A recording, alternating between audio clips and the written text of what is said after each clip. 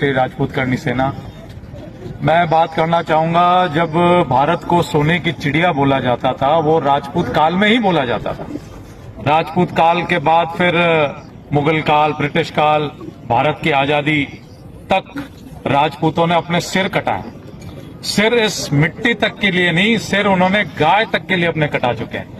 1 inch जमीन क्षत्रिय ने किसी दूसरे देश को या शत्रु को लेने नहीं थी। सर कटाना उनको कबूल था, उनको, उनकी महिलाओं, उनके बच्चों को सर कटाना कबूल था, लेकिन उन्होंने जमीन अपने देश की किसी को नहीं देने दी। ये इतिहास पूरे भारत से छिपाया गया है कि क्षत्रियों का, राजपूत का क्या योगदान है भारत की आजादी में। भारत की आजादी नहीं, जैसे महाराज साहब ने कहा कि विश्व कल्याण के लिए विश्व युद्ध में भी भारत के हर राजघराने से जो सक्षम थे उनकी सेनाएं भारत की सेना के साथ मिलकर विश्व युद्ध में वो सम्मिलित हुई और विश्व शांति के लिए वो लड़े।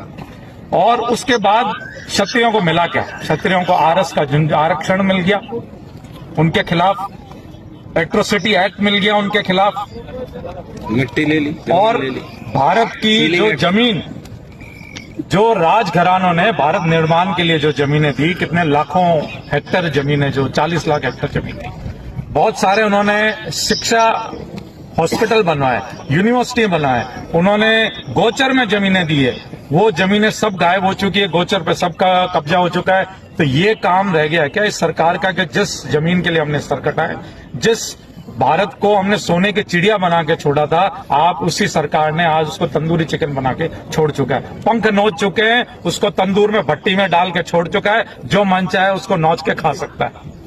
आप 4000 हेक्टेयर जमीन है वो चाइना कब्जा कर चुका है।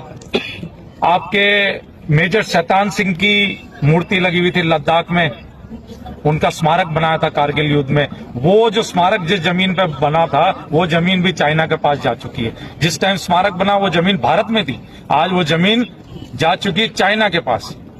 तो ये दुर्गति हो रही है। रोहिंग्या का यहाँ पे जो मुद्दा चल रहा है, रोहिंग्या यहाँ पे जो घुस के जो यहाँ पे जमीनें कब्जा कर रहा है, यहाँ पे जो यहाँ पे यहाँ के राजवंशियों के साथ जो अत्याचार कर रहा है, उनके जमीनों पे, कल्चर पे, उनकी बहन बेटियों पे जो हाथ डाल रहा है, उसके ऊपर ये जो प्रभाव है ये क्षत्रिय बर्दाश्त नहीं करेगा।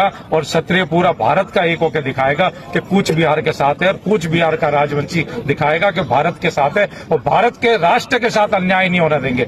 ये आजादी हमको तो गुलाबी मिली है 57 के बाद, 1947 के बाद भारत आजाद नहीं हुआ। ये हमको पागल बना के, हमारा इतिहास चुरा के, हमारे जमीनें बेच के ये हमको भारत को गुलाम बनाया गया है। भारत पहले आजाद था, भारत पहले सोने की चिड़िया था। अब भारत को आजाद करने की मुहिम ये क्षत्रिय वापस से छेड़ेगा, क्योंकि जमीन हमारी थी, हमने सर कटाया लोगों के लिए। हमने आज आपके पुरखों ने, आज चिल्ला राय जी ने अपने परिवार के लिए सर नहीं कटाया, उन्होंने बलिदान अपने परिवार के लिए, अपने बहन बेटियों के लिए नहीं दिया, उन्होंने पूरे राष्ट्र के लिए बलिदान किया। तो ये बलिदान क्षत्रिय जागृत होगा, और ये बलिदान राष्ट्र की आजादी के लिए और राष्ट्र निर्माण के लिए पूरा भारत का क्षत्रिय फिर से खड़ा होगा।